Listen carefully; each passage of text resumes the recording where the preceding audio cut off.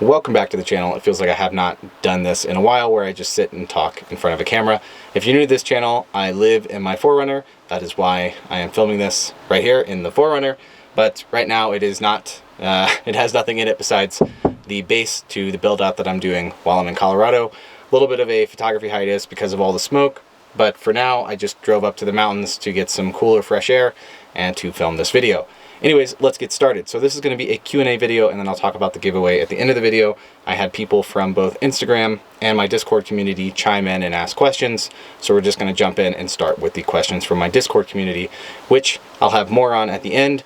I am now opening the Discord community up to everybody, and that is also how you're going to enter the contest, but we'll talk about that at the end of the video. Anyways, we're going to start off with Debbie's question, which says, I'd really like to show how to get rid of haze with both a polarizer and not a polarizer. So I've actually talked about this a few times in other videos that you can check out. I'm going to go with this, but it could be wrong. I think it's this corner. I talked about how to use a polarizer to get rid of haze using a telephoto lens, but I also talk about it in other videos. You just absolutely need a polarizer to help with getting rid of haze. I even wrote an article about it on f-stoppers a few years ago, which I'll link down below, and why it's so important. The other thing is you can use a dehaze slider in Lightroom, but usually what that does is it's definitely going to make your image more blue.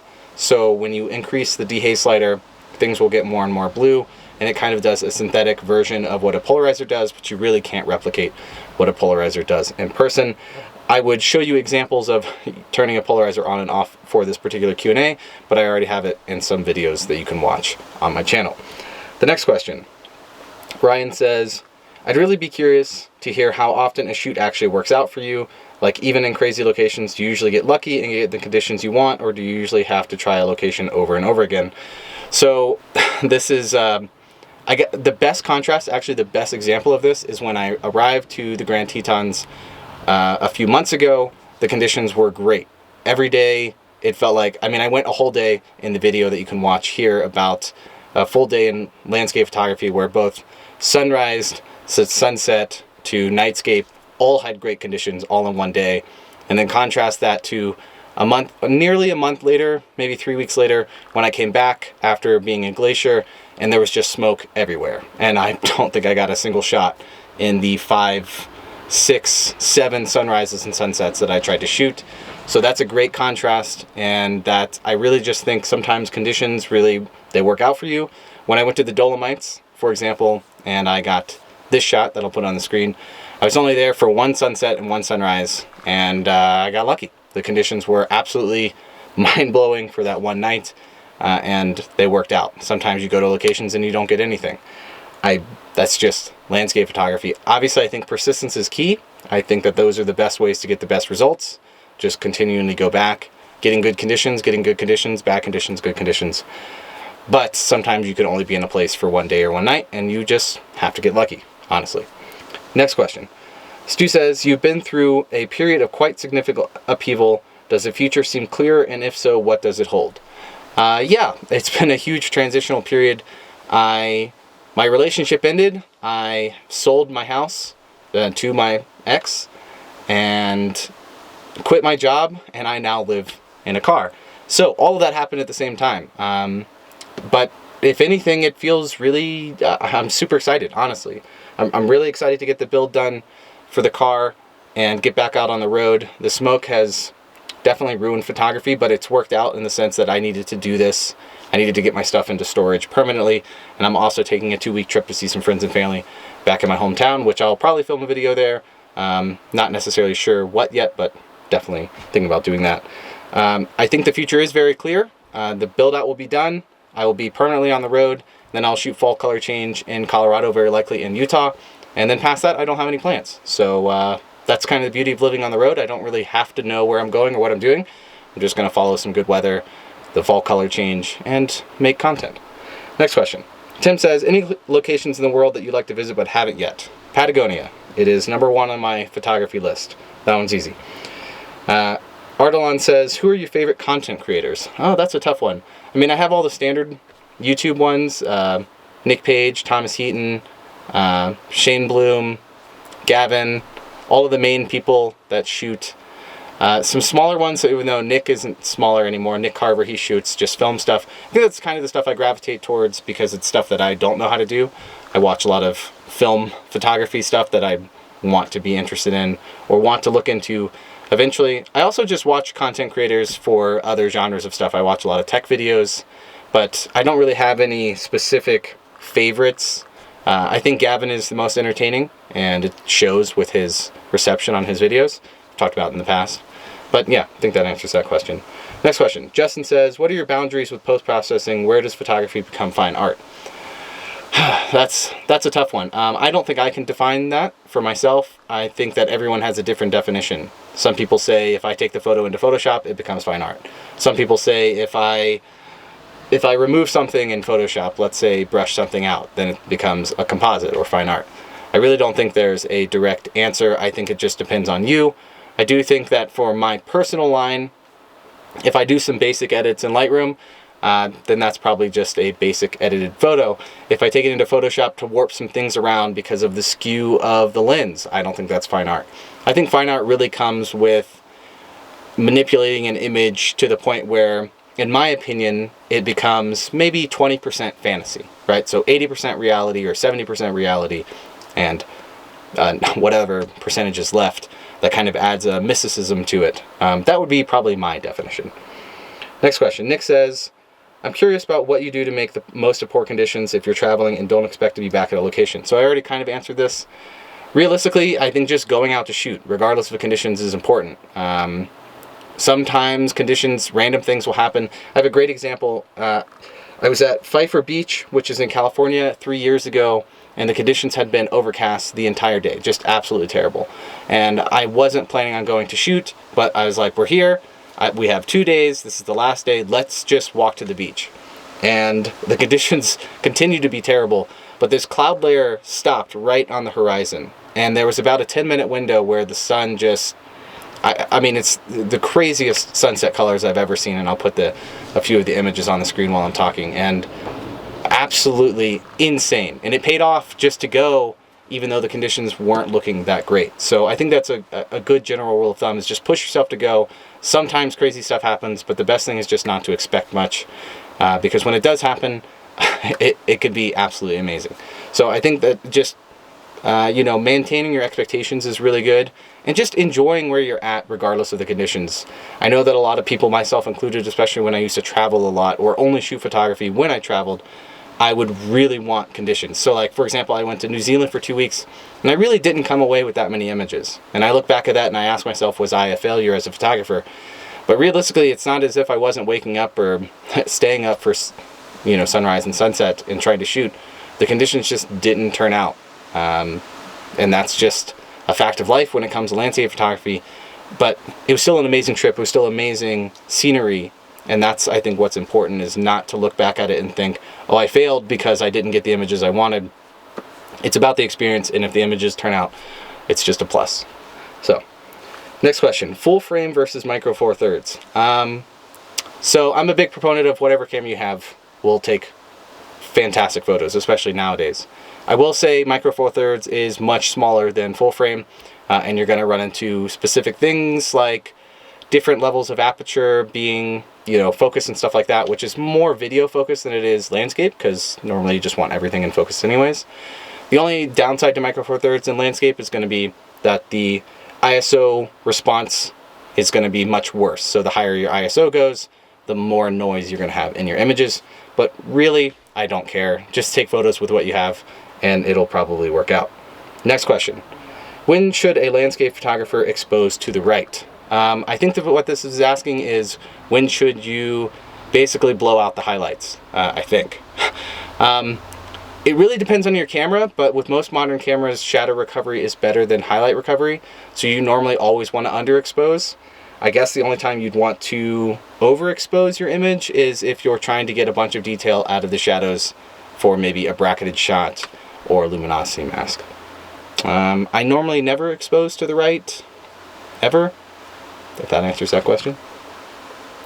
What common characteristics do you look for in every photo I take? I don't know. I think that if you guys have watched my channel, the one thing that I know about me is I don't take a lot of the same photos. I have photos that are foreground, middle, and background focus stacked. I have photos that are super simple, just telephoto, intimate shots. I have photos that are just wide angle, great shots of a landscape with no focus stack or anything. I don't know if I have a common characteristic of photos that I take. I mean, obviously, great light is good, but I shoot in poor light as well sometimes, and maybe we'll get away with an image. I don't have an answer for that one. I think if you look at my portfolio, there isn't a common characteristic between all of my photos. There's some main themes in some photos, but it definitely changes depending on where I am, what the conditions are, and just trying to balance out those things. Do you ever work outside the landscape? Does street or people imagery ever excite you? No. I've shot people in the past. I used to shoot live concerts. Here's some photos of people I've shot as live concerts. I don't really care to shoot people or street photography. I don't know. I do watch some people that shoot street photography, and that's really interesting. But I personally don't have a whole lot of interest in shooting it. How is coping and being on the road and doing all the YouTube stuff? Stay sane. Thank you. It's been good. Obviously, I'm on a little bit of a break right now. Still sleeping in a house for right this second. But I kind of already touched on it. It's been, honestly, I'm way more productive on the road. I feel way better on the road. I think being in a house or being, I don't know what it is. I think I'm a better version of myself when I'm out there shooting all the time and living in the car. And I'm super excited. So it honestly doesn't feel like a downside. It feels like what I want to be doing. How come we don't hear Rush playing in your car during the B-rolls? This is a tough question to answer. So, without getting too detailed, my Rush influence was created by my father, and he was the biggest Rush fan you'd probably ever meet. He named me after them. That's why my name is Alex. And he passed away 2.5 years ago, which is something I'm going to talk about more later in a big project that I want to work on. But when he passed away, listening to Rush still to this day is difficult for me. I'm almost there. I'm almost to the point where I can just put them on and enjoy it. But it's been a challenge. So I'll just leave it at that. Rob says, what was an unexpected upside and downside to living on the road? Unexpected upside, I am way more productive, as I already mentioned. Just every day, someone asked me what I do for fun, when I'm on the road. And I didn't have an answer because it felt like just waking up for sunrise and shooting sunset was the fun, even though it's technically work for this channel.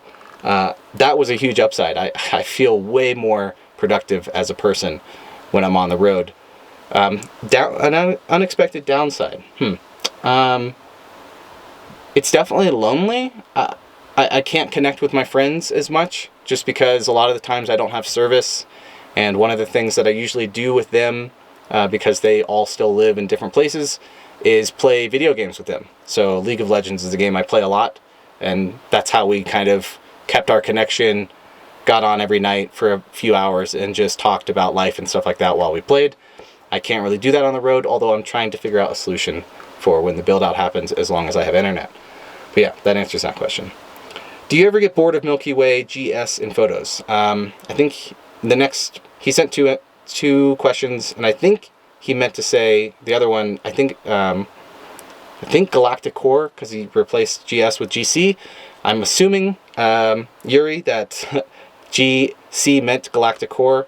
No, I haven't really thought about Astro that much. I mean, I want to get into Astro more, maybe get a star tracker or something like that. Maybe shoot some more deep space stuff. But all that's going to come in time. It's definitely something I'm interested in. But I'm just getting my feet wet with shooting the Milky Way, and all the shots that I've shot so far are fun, and some of them have turned out. So I don't get bored of it. Is Instagram, Connor says, is Instagram the best platform for sharing photos? No, but yes, it's terrible for sharing. Like if you're looking at Instagram to share like your best work or show off your work, it's awful. But if you're looking at Instagram to grow a following and get your work out there to the most people, it's the best. So take that for what you will, in my opinion. I think Instagram is a necessary evil. And I talked about this in my video that you can watch. I think it'll be up, I don't know, be one of these corners. Is that Instagram is made for all the people, not just photographers. So platforms that share photography are made for photographers, and there's going to be things about it where there's much more detail. The color profiles are better. You don't have to restrict yourself to a specific aspect ratio and all that stuff. But Instagram is for people. It's not for photographers. We are just trying to integrate ourselves into Instagram, and that means we have to conform to those things that work on Instagram, such as trying to post in 4:5 so it takes up the most room on your screen. So, is it the best? Yes and no. So, I think that there are many other platforms that are great for sharing photography specifically, but the best way to gain traction and gain a following is still through Instagram. All right, so that's all the questions. So now let's talk about the giveaway. And like I mentioned briefly, the Discord is now open to the public. There'll be a link down below, and you guys can join that, and the contest channel will be in there. You'll also notice some member sections that I'm still keeping for members that want to join the channel. If you're interested in joining the channel, you only have to be a member for a month to have lifetime access to those channels in the Discord, which you can also check down below with the join button. Anyways, the contest, all you're going to do is join the Discord, click on I think the channel is going to be called Canon M50 Contest, and there'll be a button that you click in there to basically enter into the contest, and then after 2 or 3 weeks, I haven't necessarily decided, I'm going to pick somebody at random. Secondly, if you're interested in just talking about photography on the Discord, make sure to chime in and talk about stuff. That's what it's for. Just want more people on there. I want to build a bigger community of people that know each other, talk back and forth about photography, and could even get personal help from me. Anyways, thank you for watching. I hope you guys join, and I will see you again next week with part 2 of the videos from the Tetons about smoke, and you guys get to see if we end up getting anything. So thanks for watching. I'll see you again next week. Later. Okay.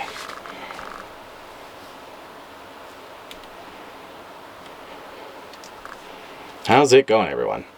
All right, so I'm not starting with all right, so.